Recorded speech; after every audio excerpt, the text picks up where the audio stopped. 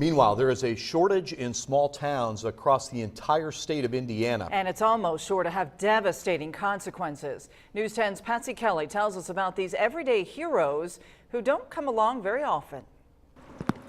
It's not a shortage you want, a shortage of heroes. But these unsung heroes, volunteer firefighters, are few and far between these days. It really is a challenge anymore to find volunteers. They used to not have any problem finding people. People wanted to come in, but with the busy lives, the busy schedules of everyone anymore, it's really hard to get people to commit. Bryan Husband has been a volunteer for more than 40 years. He knows it takes time and training, and the requirements have gotten even stricter for them through the years. There's 6 months worth of training just to become a firefighter.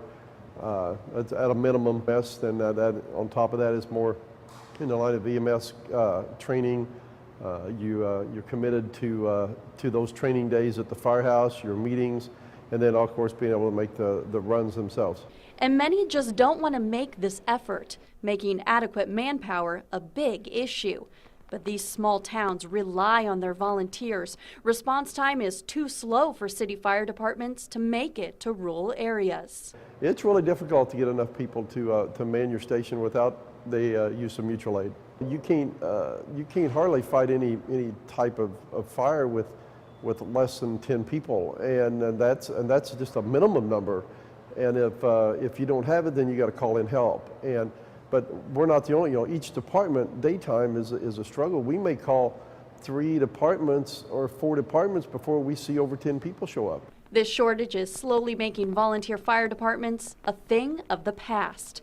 But unfortunately, this isn't the safest course of action. Your home could burn without these small stations. So officials are asking for people to step up, accept a little more responsibility, and help the community sleep a little more soundly.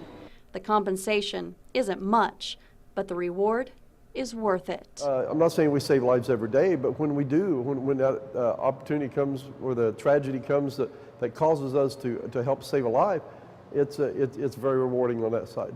In Brazil, with photojournalist John Tim, Patsy Kelly, News 10.